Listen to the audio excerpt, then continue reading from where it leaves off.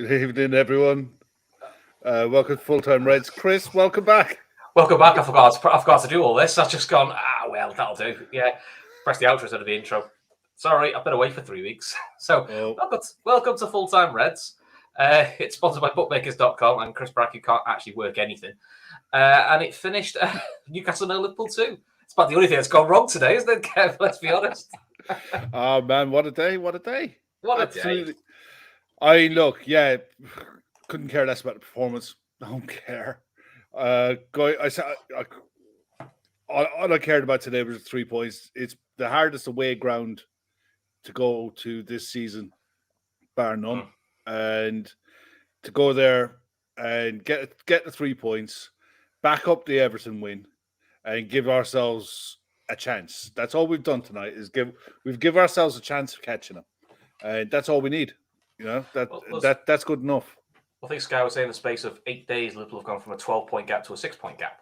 Yeah. So, as we keep saying, all we can do is keep our end up and then just hope the pressure tells in others. I mean, Newcastle that's now 1 win in 7 since the World Cup.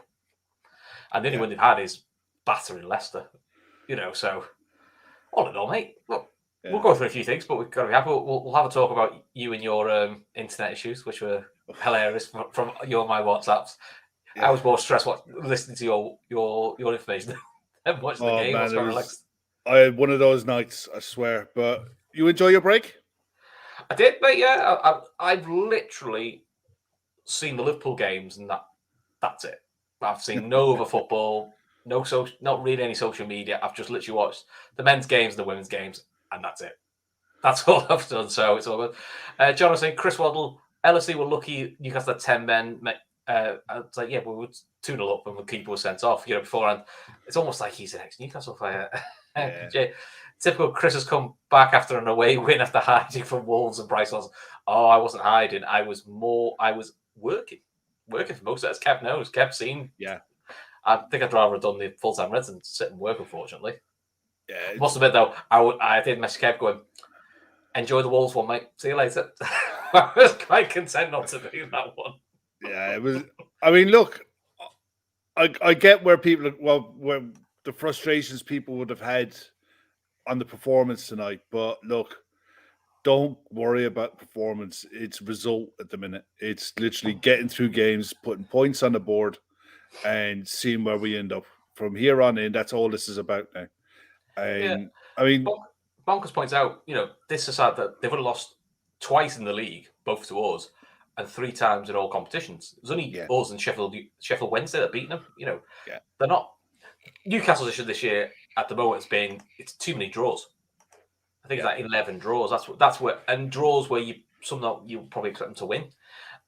Chris Cole says wins equals the Wenger Boys post-match show. I don't quite know what to think that. We're going to pass it out. Let's not do that. We might get demonetized and then gavel Shepherds again. So, I'll save Zachary's comments. So let's be professional. Start from the beginning. So start 11 going along the bottom. Surprised by anything? I was surprised. I was. I think Gavin said it in the preview show they did on Thursday night, and I kind of echoed it last night. I didn't expect Henderson to start, given the fact we've a quick turnaround to Real Madrid on Tuesday night. Other than that, I think there was a decision to be made on Matip or Joe Gomez, but ultimately he went with Joe Gomez's pace rather than Joe Matip bringing the ball out from the back. Wouldn't argue too much about that. But the rest is as it was. I with Kevin Bull, I kind of half expected Naby to come in for Jordan Henderson and maybe use Jordan off the bench on the hour kind of thing, But look, it's not my job to pick the team. No, I mean, you and me were having a debate behind the curtain where I said to you, I wouldn't be surprised if Bajcetic doesn't start. And I know you said he's 18, he's young, he can take it all. I think it's more of a mental thing. And also, I just had a feeling Henderson, Fabinho, Bajcetic, that might be the midfield we start for Madrid. And I thought, well, you can't play that midfield 3 games running because that's going to cause. Now, the fact those 2 got took off later says to me, I don't think Fabinho's starting the Madrid game.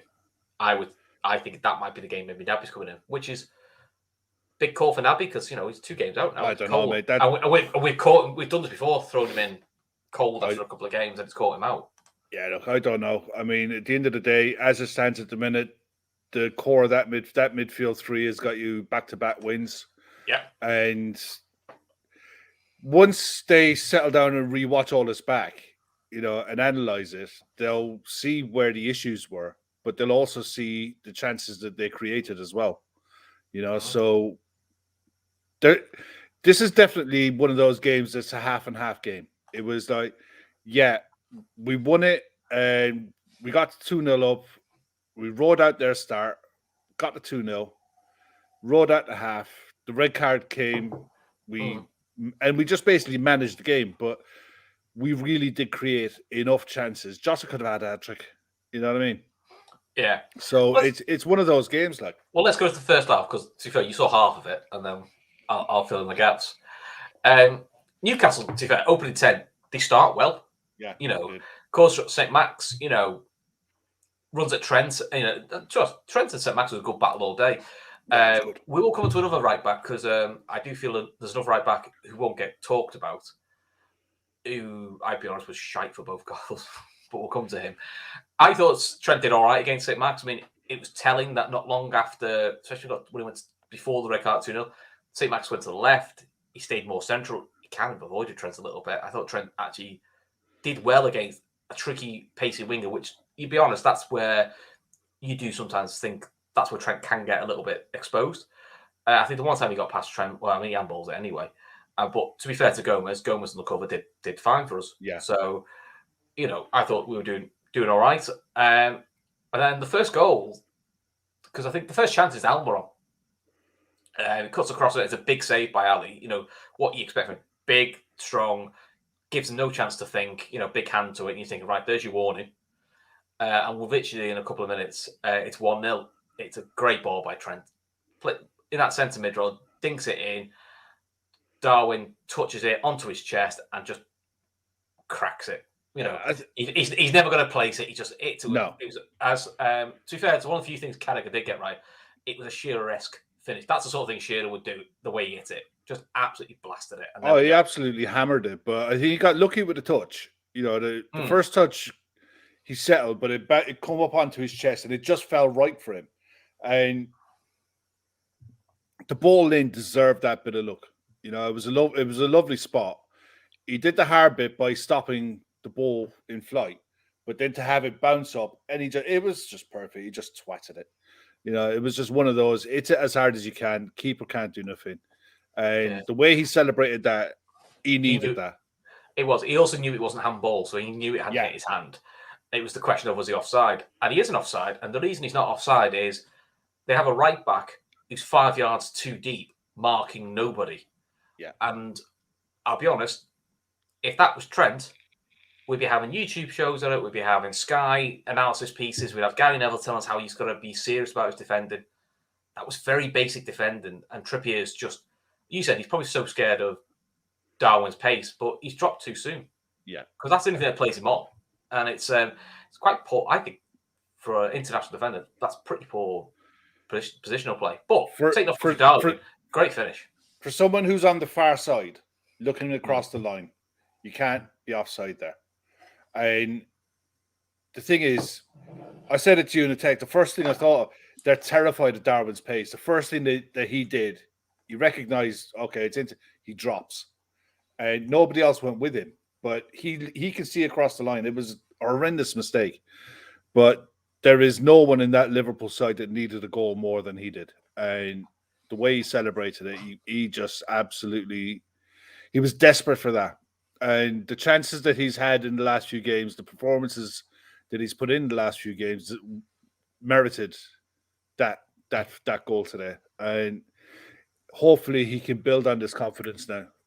He needs to. If we're to go on any kind of a run, we can't rely on one person up front chipping in. It has to be combined, all three, and from elsewhere. The service has to be A1 tip top, and it's the only way that this is going to happen, because the chase that we're going to have to mount to get into the top four is huge. It's as big as anything that we'll have done in the last few years to be able to achieve this. So hopefully this is the start of more to come from him, and he can kick on. I don't think the injury late on is serious. I think he felt it when he went down. It I'm hoping looked it's like sore more than anything. Yeah, that's what you hope for. But then we come to the second goal, and the second goal is absolutely gorgeous. And again, a player we'll get talked about. The ball by Salah. There aren't many. If Trent's doing that, people are talking about what a pass. The pass is brilliant, but I mean, typical Dutch for Gakpo. Touch it, kills it dead, and it's a lovely finish. Again, to me, what a goal does for a player, he looks a completely different player in terms of confidence for front of goal. Great finish, and you're thinking 2-0, 17 minutes gone. Can't get much better than this, can it, Kev? I was at 2-0, given the fact that they don't score many. For all of their performances this season, it's at the back. It's their strength at the back that's got them to where they are, because they don't score enough goals. And at 2-0, it was like a sigh of relief. And we needed, that goal was a fantastic team goal. The way Stefan brought it out, the calmness, the confidence, just to carry the ball 30 yards and commit players. And that's where I love seeing Mo. That basically is like an inside number 10, where he's got that in his locker. Yeah, he's probably been asked, or because we're not playing so well, stay wider than you would like him to. Because when he cuts inside, people are terrified of him. Yeah, so especially Dan Burn. I mean, Dan Burn is a centre back converted out to a left back, and in fairness, he's got really long legs. He's got long levers to get around players, and he's clumsy and awkward, but he won't track you inside. And just the fact that Mo came in that far, it gave him that little bit of space, and it was an inch perfect pass. It was made better by the touch and finish, but it was a beautiful pass. Deserved right. goal. Let's talk about the red card, because then we can pick up Ant's comments, because Mr. Redknapp royally annoyed me at half time because he's shit. All right, no, I missed all of that. Oh, he wants rules changing because he fucking loves Newcastle. So deep free kick, you're thinking, okay, Danish free kick is Ali comes out, claims it perfectly, and I just call it the Man United routine. Gets it, plays it straight down the middle for Salah to run onto. Yeah. The guy miscontrols it. Salah's through. Pope's miles out of his goal. Goes to head it. Completely misses his header, lands on it, and just grabs the ball and boots it away. And you could just see the realization in his head going, oh, shit, I'm off here. And that's him. And that's Pope now. It's a stonewall red card. That's been the rule for years. It's not a new rule. It's not an old rule. It's not a VAR rule. That's always been the rule. Keeper deliberately handballs it outside the area, they're off. Because that's the rule. They're only saying they're all upset with him now because he won't make the final. The Bravka who came on can't play in the final because he's cup tied, because he played for Man United. So it's either going to be the kid or it's Loris Karius playing for Newcastle. I hope to God it's Loris Karius. I hope to God it is. Because I'd love him to be able to go to Wembley, put in a performance, redeem himself, and get a win. Because at the end of the day, I've never seen a player absolutely destroyed like he was destroyed. Oh, he's never recovered. The lad's never recovered. He's never, ever recovered. And he's the butt of every joke going. And he sat there. He's got a contract to go to Newcastle. And he knows he's not going to play. He's only there for break glass emergency. I hope to God he gets a chance. I don't think he will. I think he'd be on the bench at best. And I think they'll play the under 18 or under 23 keeper. Gillespie, if they do, I feel so gutted for him. Yeah, well, there's that. But Jamie Redknapp at half time was trying to tell everyone, including Rafa Benitez, who was, I'll be honest, was just looking at Jamie like, fuck me. Thank God you weren't here when I was at Liverpool because you're clueless. I hate that rule. That rule needs to be changed. He shouldn't be sent off for it. It's not fair. He's now going to the cup final. Why are we sending players off for things like that? He's last man. He handballs it. If that's a centre back and he wipes Mo Salah out, he's also going. Yeah. Stop this pandering because it's A, an English goalkeeper, B, Mr. Fan. That's his own fault. Stop. It was And someone Pope's- in the chat. Pope's- Someone in the Pope's chat just- said it there. It was the brain fart of all brain farts. Yeah. But it is on him.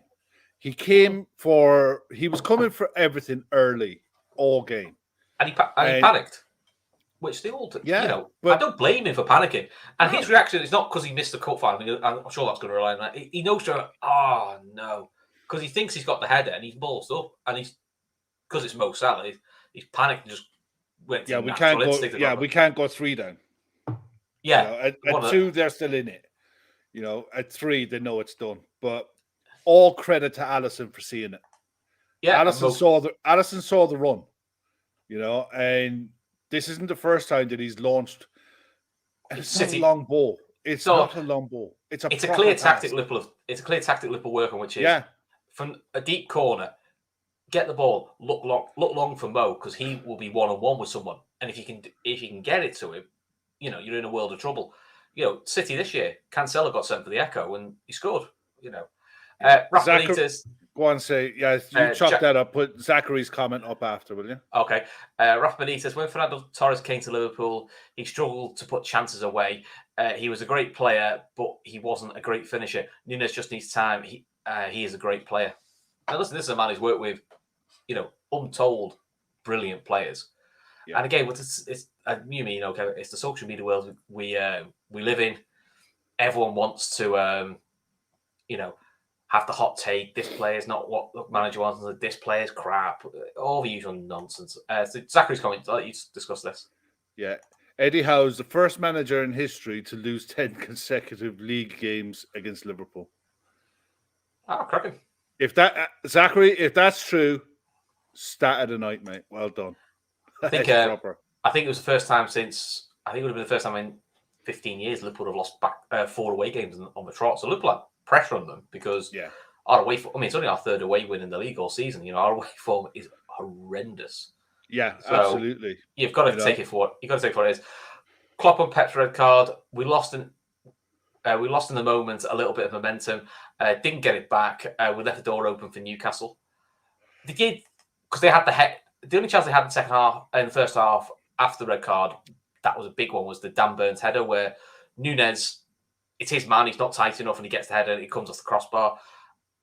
I'm a little bit like the way Liverpool season's gone.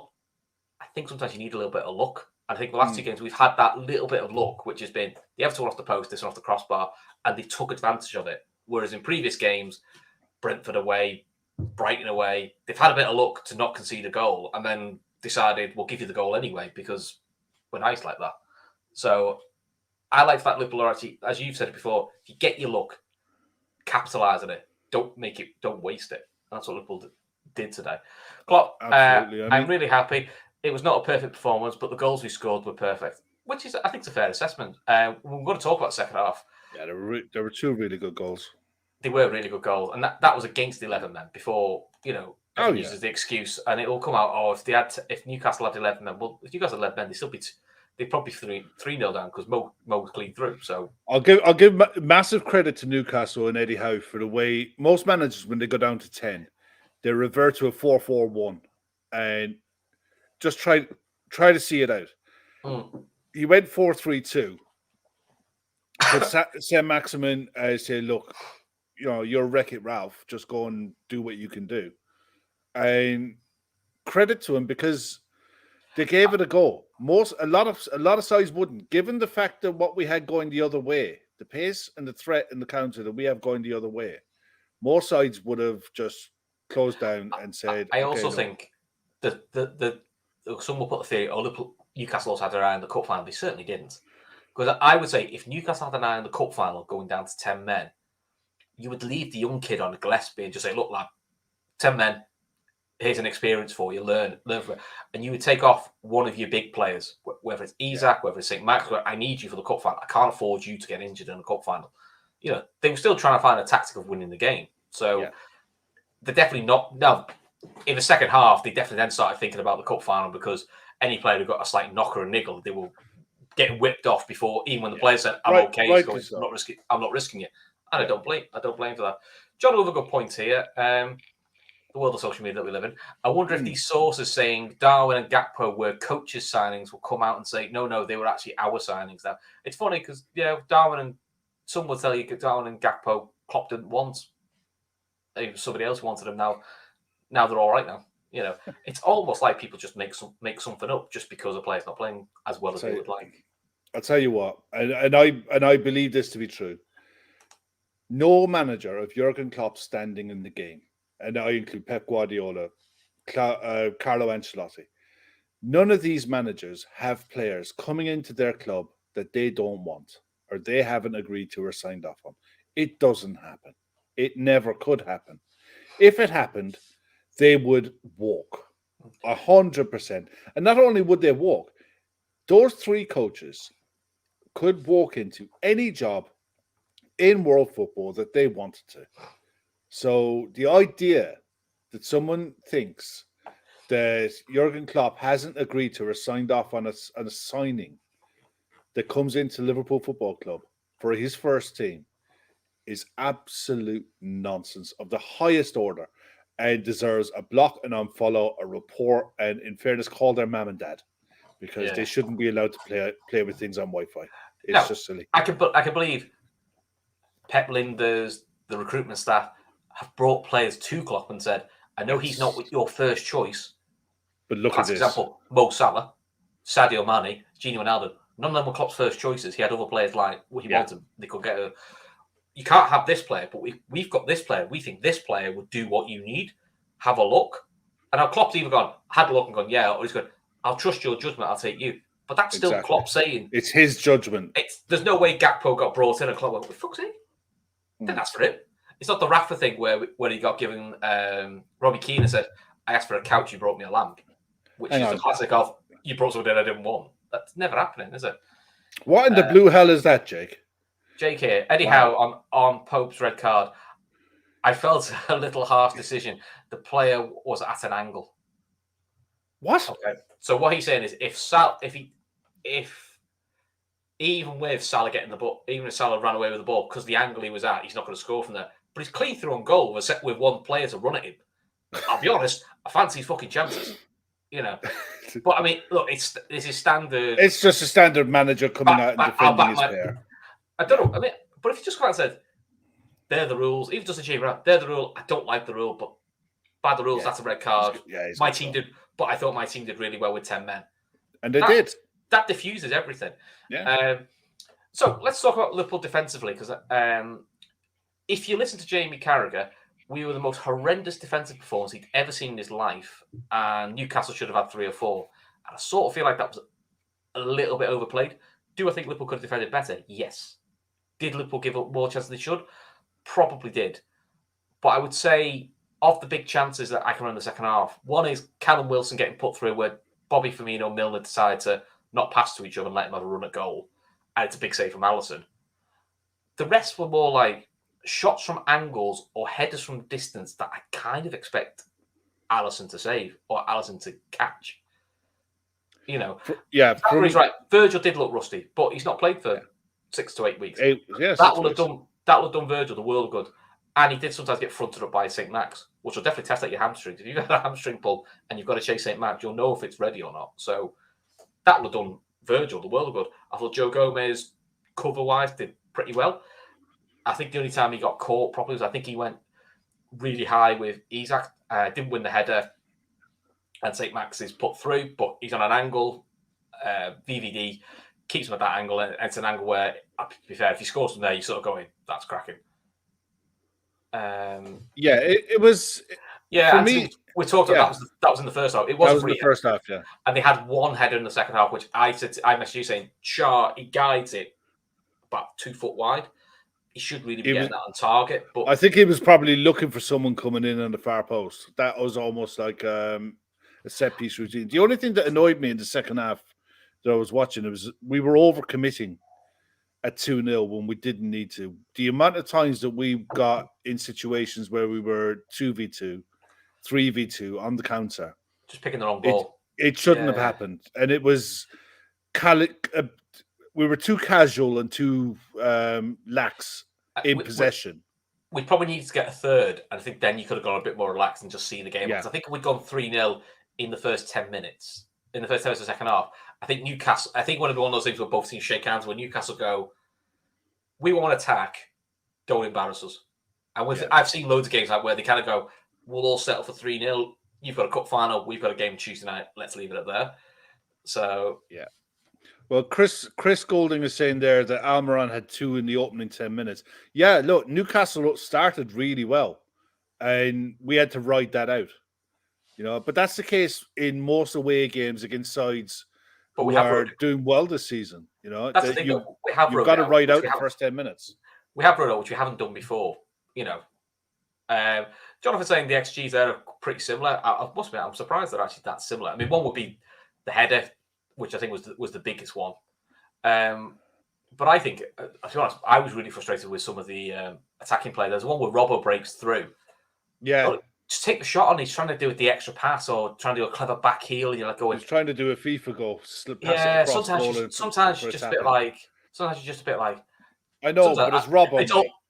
But also sometimes, but that's it. It's Robbo. So do you know what? Just crack Robbo from 3 yards. Would you trust him? Well, I just say to Robbo, just crack it. Do you know if you hit it, the keeper saves it, it might fall to someone. Why are you trying back heels? Because it's Robbo, and he's just got absolutely no. For someone who gets into positions that he does, he gets in great positions. He should have at least 5 goals a season for the positions that he gets in, and he has to work on it. Has to work on his finishing because it's such a massive threat and outlet. We really should be taking advantage of it, but it was kind of like. I mean, I'll be honest. Passing it to Mo just to, for the tap in, it was unnecessary. I mean, if I'm honest, not today because he probably wouldn't get those opportunities. Trent's in the same boat where I think Trent should score more than he does, and he gets himself into position we should do. So Zachary saying he thought Harvey had a good cameo when he came out. I thought he did actually because we sort of went 4-2-3-1 and then quite quickly back to 4-3-3. And to be fair to Harvey, his defensive work was much better when he came on, which has always been the big criticism of him, and a fair criticism of him is defensively he switches off. But actually today he was good. He was covering his fullback. He was getting in front of Joe Gomez when he needed to. What you wanted it for. The only thing that surprised me in the whole game, and I said it to you at half time, was I did think Fabinho would come off early. Only because he's on a yellow card. He's on a yellow, yeah. Newcastle will, if you any manager would, he's the only player on a yellow card. Try and get it 10v10 and then let's make a game of it. Now, fair to Fabinho, he actually didn't do anything stupid after his yellow card to get himself in a position where you went, Jesus Christ. Which is good because Fabinho has been doing a lot of those Jesus Christ moments when you've gone, just get him off the pitch. I'd rather go with 10. He actually did fine today. I thought overall he was fine. His distribution was okay. He was always there as an outlet for just to recycle possession. And he broke up play when he needed to. It was rash for his booking. In fairness, I think I didn't think it was a yellow card. I just thought it was one of those. I thought it was. I think it was roll. I was thinking roles reversed. I'd be screaming for a yellow for that one. No, I thought first. Yeah, I think he's just trying to bail the young guard out because Bajcetic. I think the best thing for Bajcetic was I don't think he was amazing today, but I think he's backed up a man of the match performance with a solid 7 out of 10. Solid 7 out of 10. Yeah, that's kind of what you want from a young player, which is like when you have your peaks that like you did against Everton, brilliant, but you back it up with a solid performance or another brilliant one. It's one up and down. What did you make of Jota when he came on? Oh mate, I just think they spent the last 20 minutes trying to set him up for a goal. I was comparing to how he was against Everton because I thought Everton he looked rusty, didn't he? Not just rusty, man. I don't think he even saw football for 8 weeks. Not a mind kicked one in anger. He looked all over the show, but tonight. For that cameo that he came on, he could have had a hat trick, but he got in great positions. Now I know Newcastle were down to 10; they were overcommitting, trying to get back into play. He had more mobility. He had more mobility today, didn't he? Yeah, and all you can do is put yourself in the position to do something, and he did.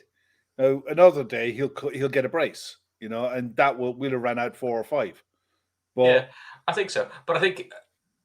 He didn't. I said to you, in the end of the game, he didn't break past a jog, and you could tell it was a break myself back in performance, which is fine. Listen, he's been out for a while. He's had a few injuries, but yeah, the header he missed though, right near the end. I mean, that would have been a beauty. That's food That and would have drink been for absolute beauty. Jota up to speed. That's a standard easy header. Oh, you're on about the one from the corner that he went for the near post. I'm on about the one he went for the far post. The one on the far post is actually the more difficult header. Yeah. And you're thinking, I was thinking, sod's law, he scores the most difficult one and the easy one he misses. But it's good to see him back. It's good to have him off the bench. Bobby came off the bench. I thought he was tidy. I thought he looked rusty. I thought he looked rusty on the ball. I thought Bobby was tidy in possession. It was there was some really good link-up play between him and Jota that I enjoyed a lot. But again, it's nice to have those options to be able to bring them on, you know, because we've desperately missed that. You know, the idea that you're 60 minutes, 70 minutes into a game and it's 0-0 or it's 1-1, and you need some kind of a game changer to come off the pitch. Yeah, having the ability to bring on Diogo Jota, Bobby Firmino is huge. You know, especially with the run-in that we have, it's massive. Harvey's coming. And Millie's performance was a typical Millie one, which I'll be honest, he should have been booked. Absolutely, he absolutely put 6 foot in the air. I was thinking, "There's your Milner booking," and you were like, "Free kick," and he just left out of that. And even Milner was going.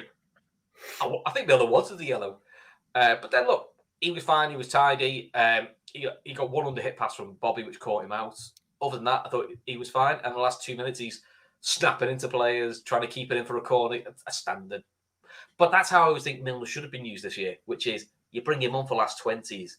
The problem this year is because of the usual suspects being injured.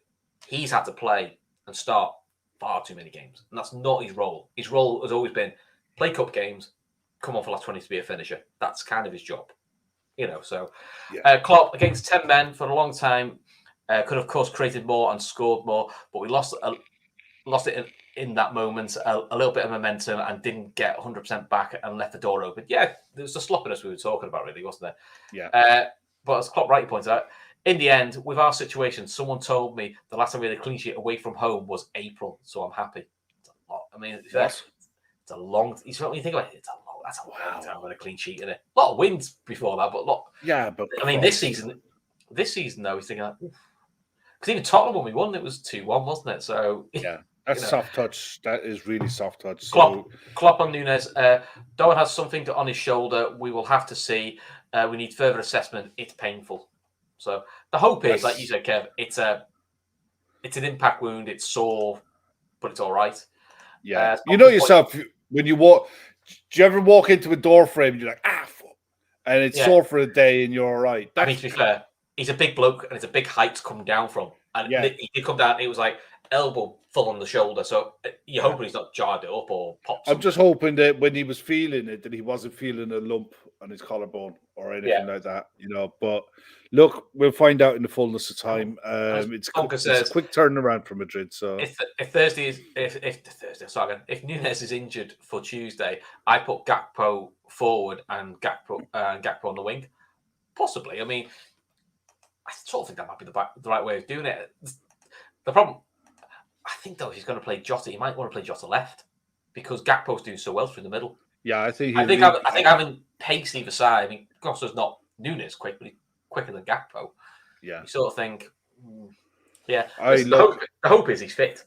Yeah, exactly. If he's not, look, it's a decision that has to be made, and I think Jota, having had 2 30-minute outings, you'll look to try and get an hour out of him on Tuesday night if he has to start. You look to get 60 minutes out of him, and then make the change then if needs be. But we'll see. Yeah, Klopp. We will see. We face one of the best teams in the world on Tuesday. They just become World Club champions, haven't they, last week? Yeah. So it'll be difficult, but it's Anfield. So let's go. It's too early to say we are there again, but of course we will fight, which is pretty accurate. I'll be honest, isn't it? You know, we are where we are. I just had a quick look at where we are, and 6 points off fourth, mate. 6 points off fourth with a game in hand, and I think we're level. I think we're level with Brighton on the same points. I think it's goal score we're behind them on.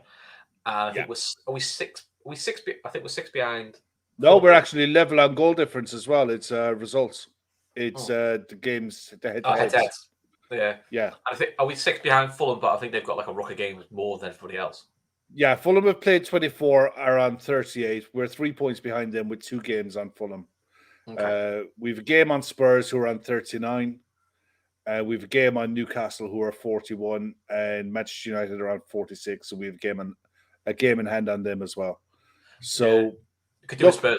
We could do it's a Spurs all to play for. We could do a Spurs losing to West Ham tomorrow. And to be honest, West Ham will need the win because my God, what a mad day for results! It was crazy. It was crazy, wasn't it? I actually watched Everton Leeds. It was the most shit game I've ever watched. It's 2 very, very poor sides, and the winning goal is across the. It's just sort of something. I mean, to be fair, Leeds looked horrendously worse than Everton, which is really upsetting me.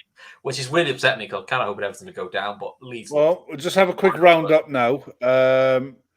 Aston Villa 2, Arsenal 4. That was a brilliant game. Yeah, it was a really good game. Arsenal poxed it at the end, to be fair. Yeah. The Jorginho goal was a pure fluke.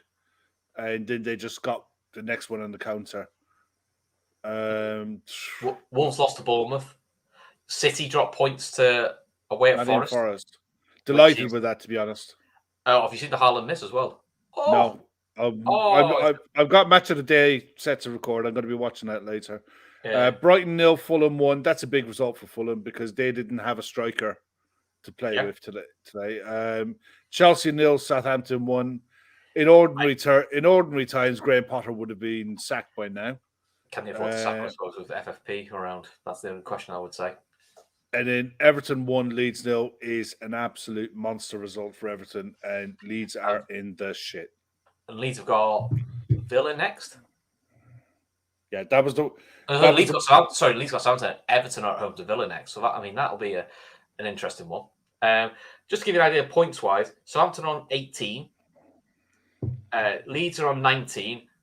Then West Ham are third bottom on 20, but they've played a game less. Bournemouth 21, Everton 21, Wolves 23.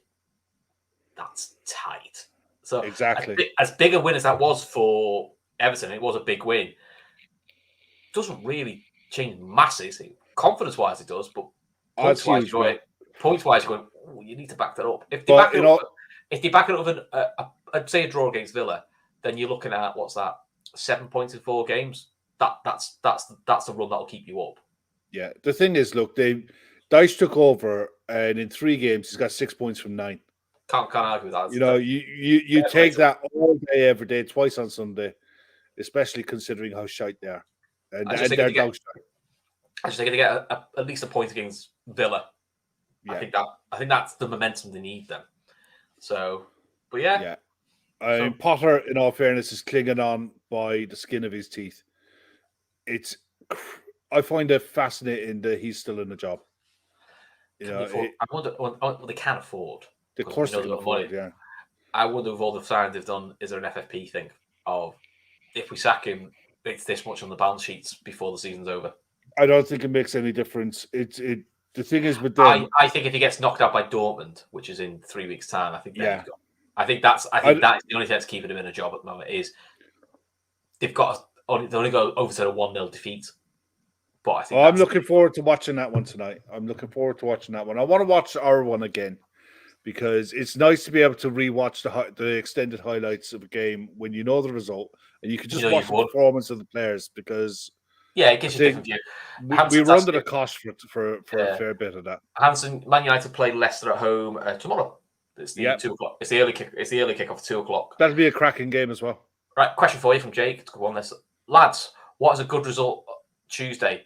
Feel even a 1-0 isn't enough for a home tie. I feel we need a 2-goal lead away to Madrid. Thoughts?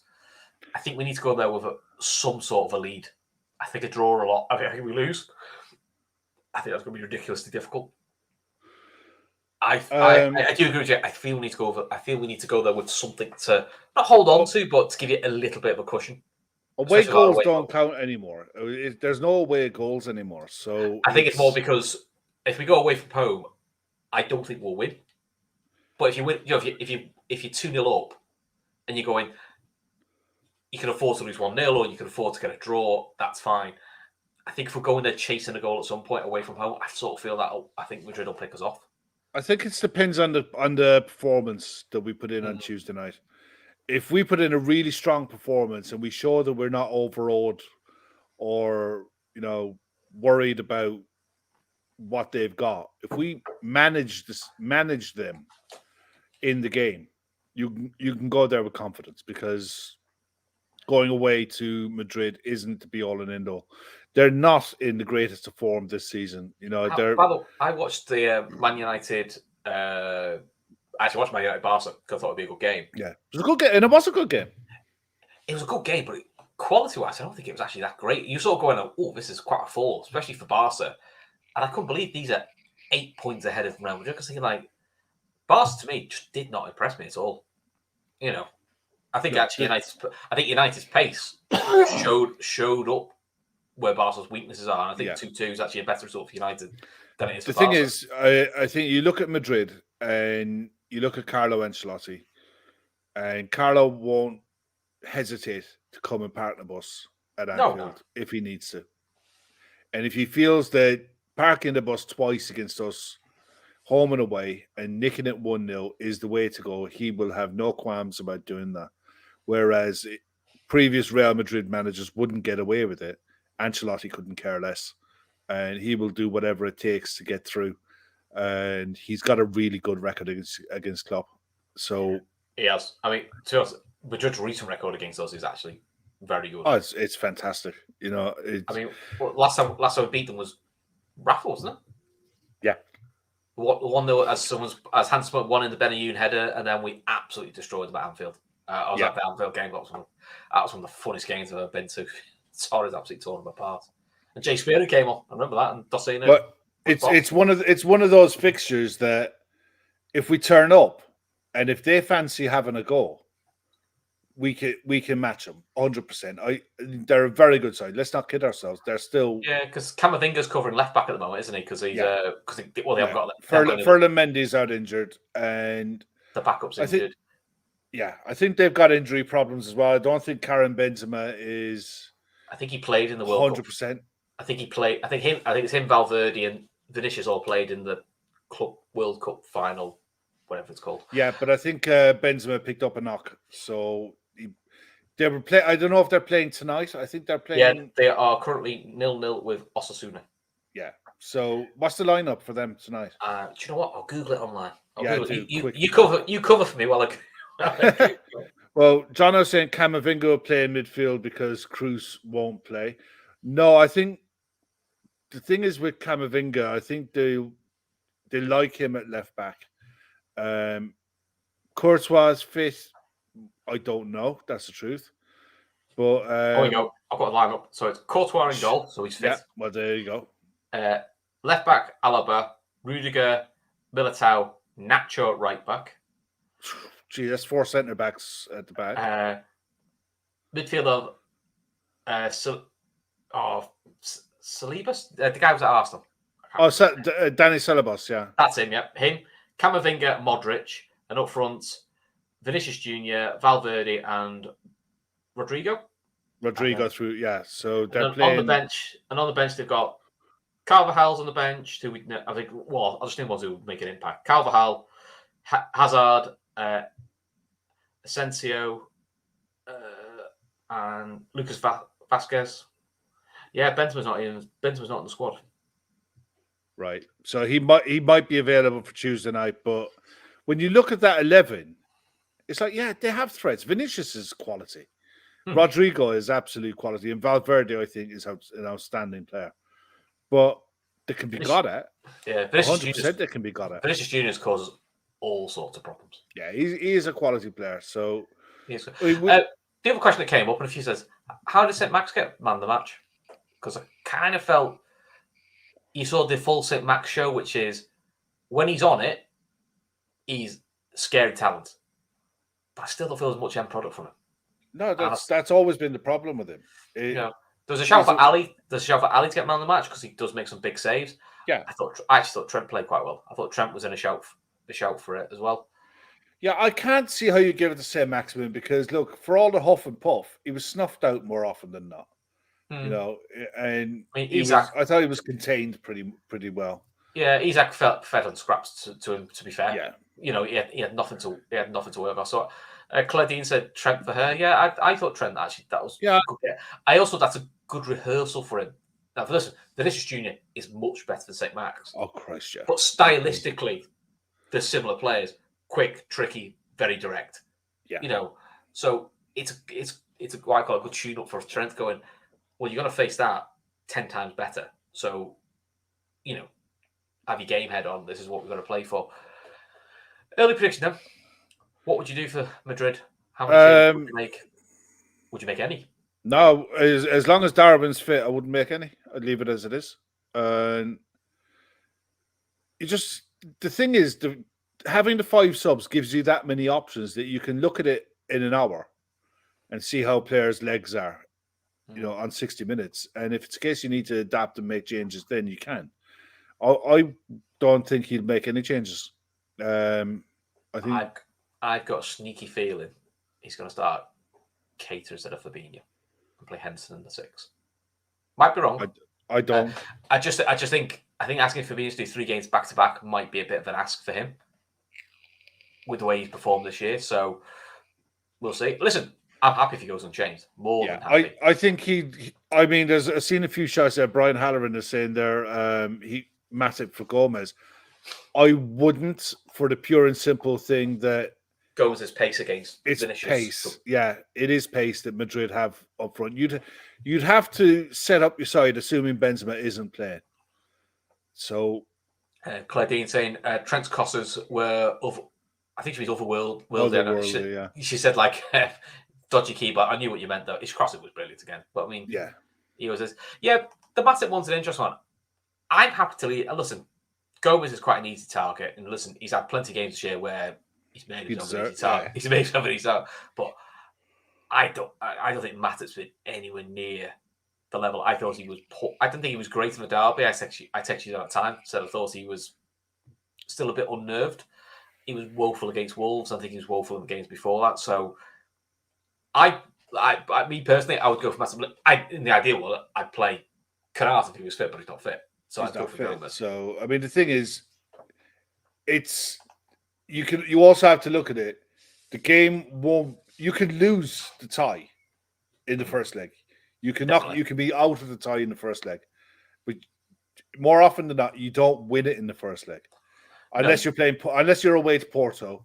You don't tend to. If only, unless it's just also the Portuguese side, it all works out quite well. Yeah, but in general, normal run of the mill stuff against proper sides, the first leg, sometimes like you look at the Bayern Munich game a few years ago, we were 0-0 going into the second leg. It gives you a platform. It gives you something to work with, and you've got 3 weeks to build for the second leg. I put it like the Villarreal game where we won the game 2-0 and the semi-final. He went, right, okay, that's a good platform.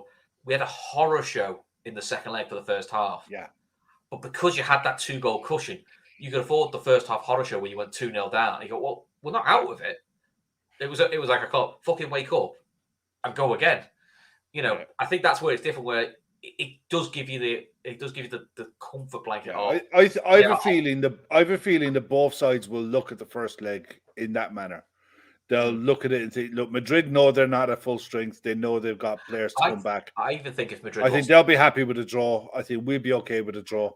I actually also don't think Madrid would be that concerned if they lost. Say if they lost 2-1 or 1-0, I think they could... Because of how it went last year, they kind of went, but we always overturn it at home. And they have the blueprint of doing it because they did it to City, they did it to us, they did it to Chelsea, they do it to everyone. So they have the blueprint. So... Be interesting. Rory's saying, I think it's a 50-50 shout between your team, Chris, and Kev's team. I think it's a call between Keita and Fabinho. I do think that's the only question. And listen, Darwin is only not going to start if he's injured. Do you know what I mean? Because, you know, that front three is actually getting a bit of chemistry now. And it's, you know, looking better, really, isn't it? I think the more that Stefan plays in that left-hand central midfield role, where when we attack, we almost attack in a 4-2-3-1 with both fullbacks going forward and Stefan and Fabinho sitting. I think the more that plays together, the better it will be. Because when we're defending, it's 4-1-4-1. Yeah. You know, and it's whoever's playing as a right side centre mid tends to be the one who either triggers the press and attacks more, and allows the other two to sit and let the fullbacks go. It's a case for me if Henderson or Naby starts that, but I think given the fact that Henderson only played an hour and he came off early against Everton as well, I think.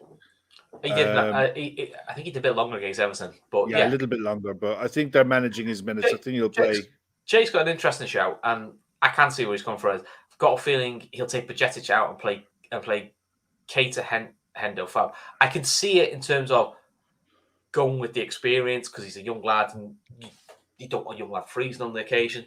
There's a little part of me going, but he's sort of earned the right to be the starter, as in. You know, if Thiago was back fit now, and I think a few have asked the question, if Thiago was fit for the first leg, I'm not sure he starts. As good as Thiago is, and listen, Thiago's fabulous. He's absolutely fabulous. But going, as you said, this midfield three at the moment has brought it to the dance for the last two games, so you kind of got to ride the wave a little bit.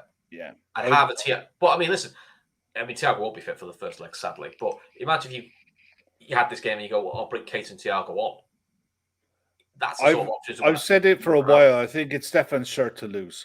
And as long as he's putting in performances like that, where he's, even tonight, where he's ticking over 7 out of 10, 7.5 out of 10, as long as he's putting in performances like that and chucking in the odd one like he did against Everton, it's going to take some player to take the shirt off. If Stefan plays like he did today in the Madrid game, he'll be absolutely fine.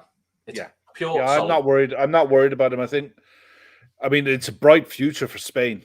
When you think about it, that you've got the likes of Pedri, Gavi, Stefan to throw into the mix, and there are others.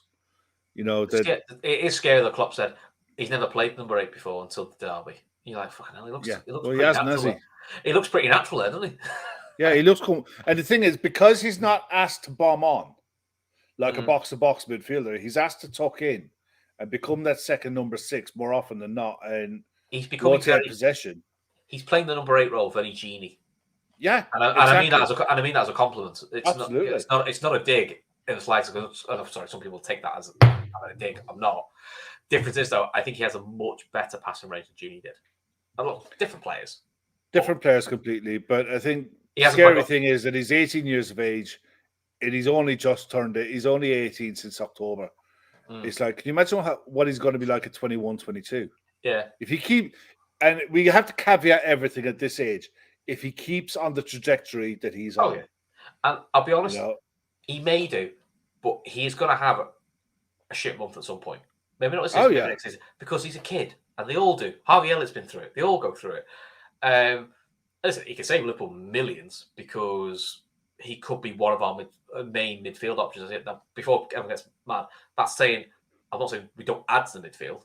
He still should be probably, I think if we add 2 or 3 to the midfield, he should be 5th or 6th choice. But he's becoming an option where if you throw him in, you're going, sound grand. Mate, and that's kind of what you want. The way he's going at the minute, I think you add one quality player in there with him and you start replacing the other players like for like with younger versions with room to improve. I'm happy. I think the big telling thing in the summer will be how many midfielders we go for. Because I think some will think we need 3, some will think we need 4. If he only does 2, and say he does 2 and the Bajcetic becomes that option, I do wonder if that's a formation change. I sort of feel he's been put. I think he wants to change it anyway, the midfield a little bit in terms of how it functions, and I think it's down your route of. I think he wants another attacker. It wouldn't surprise me if he had another wide forward. It generally wouldn't surprise me. And we go to 6-7 attacking options and go 4-2-3-1. I just feel like that. It feels like he's sort of edged towards more of that, and actually it suits a lot of the players we've got to play that formation. So, 100%. Yeah, I get where Archie's come from. Hope Darwin isn't injured. I can't have any more injuries. Every time we get a player back, we end up losing someone. We do, but I mean, also, it's an impact injury in the game. I always think those ones you can't do much about. You know, people. I'd be more worried if it was something that he pulled up for. Yes. You know, they scare me more than anything. Which is what Joe Linton did in the second half, where he went down, rubbing his hamstring a bit, and you can see him saying, "I'm absolutely fine. I'm fine. I'm fine." You don't know. And you just seen him sub him off, and you see him walk into housing and you see how put his arm going. You've got a cup final next week. We're losing 2-0 with 10 men. It's a bit like, shut up, sit down, take your medicine. Yeah, exactly. Jake is there. What's he saying? You've got Arthur, Ox, Carvalho, Jones, all failed to make the squad. And Canate and Darwis to come back. Maybe some of them have played the last games of Liverpool. It could very well be that. One of them definitely has. Well, maybe two. I say Arthur and Ox definitely have. We know. I don't think Arthur has. I think Arthur will play. Sorry, after this season. I was Arthur Ox is gone. Carvalho might need a loan. No, I think he'd be okay. And what people won't like is Jones, I think, will be in the squad next year regardless. Oh, yeah, 100%. Because the issue we've got with our Champions League squad is we haven't got enough club-grown, homegrown players. Because Champions League have two rules now, which I found out recently. It's homegrown, which is Henderson's, your Milners, people like that, and club homegrown, which would be Trent, Jones, Kelleher. We haven't got enough. So Jones kind of keeps his place in the squad. Gomez is he homegrown? He's been there long enough. Yeah, he would be. Okay. I can't remember. So many years you have to be at the club before you're 21, isn't it? So I don't know which way he falls. But do you know what I mean? We haven't got enough. So even when we buy more homegrown players, we need some to come through the club. Now, in a couple of years' time, we'll be fine because Bajcetic would fall under that. Doak would fall under that. There's a few others. The Keeper Davis would fall under that. But again, that's 2-3 years away. Yeah. So I'd say, I think Curtis has got Curtis has got a bright future, but he's got to find. We've got to find a way of getting him games. And the downside is of going out of things like the League Cup and him being injured at that time. He's limited in his options because we're at a situation now with the chase that we're going to have to put on, where you're going to have very little ability to gamble on anything. So if anyone comes in, they have to make the mark. And I have no problem with Curtis Jones if he's on the bench in games and he comes on for 20 minutes here or there at the end of games. He does a solid job when he comes on. I think we do 4-2-3-1, which we've done before. He looks good on the left. He does. It suits him. I mean, that's his old under 23s position. To me, my big issue with Curtis has always been he can't stay fit. Yeah, and there's plenty who like him, but he's definitely falling in the Naby Keita, Oxlade-Chamberlain, Jota. To be fair, is also in that boat of picks up too many injuries. Yeah. And Jota's the 100% in that boat. And a decision's got to have to be made on Diogo Jota in the summer as well. Which is why we buy another wide forward, partly for formation change and partly to cover. If you want to keep Jota from the VA going, probably need a wide forward anyway, just in case, because Jota's going to break down. Nunez will pick up niggles because he's most quick players do. To be fair, so far Mo Salah's made a granite and doesn't pick up many, but he's getting into his 30s. It's going to happen at some point. Just fact of life, isn't it? So, but listen. Before we go, bookmakers.com are our sponsors. So links in the description below. They help you guys find the best options for bets. Kev been trying to explain betting to me. I still don't get it. But he'll explain it to you at some point. If betting's not for you, that's fine. It's not for you. If it is, gamble responsibly. But also check out their YouTube channel. Gav does a show in there once a week with a few other opposition fans. It's good. Good preview stuff. And actually, their website's pretty good. Me and Kev use it for stats for the Friday night show, don't we, Kev? Well, I say Friday night show. I haven't done one for about 3 weeks. I know you're doing one now. I might be back for a couple of weeks. Kev might let me back, just so I can wind up everybody else. And then, of course, don't forget our charity, which is for breast cancer awareness.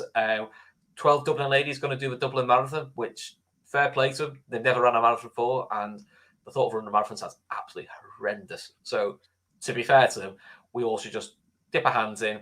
Links in the description below. If you can give, please give. If you can't give, share it in WhatsApp groups. Share it on social media. Because do you know what? You never know who reads it. And that could be the one person who just helps them get to their target of 20k. I actually didn't forget to check. Kev, do you actually know how much it was? Last time I checked, it was over 2 and a bit K. So we've got a way to go. We'll keep going. Yeah, 100%. Awesome. Right, but Kev, before we go, anything else? I'll try not to play the right outro this time. No, look, 3 points in the bag away at Newcastle, hardest away ground to go to in the league this season, and we got the job done. That's all. That's all that matters. We can all go on a Saturday night, get the cans out, sit down, chill out, and look forward to watching match of the day. Yeah. Happy And days. then you may get to come and do this all again on Tuesday night when we talk about the Madrid game. Absolutely. Looking Can't forward wait. to it. Me too. Till then, guys, thanks for watching, thanks for liking, thanks for subscribing, and we'll be back very, very soon.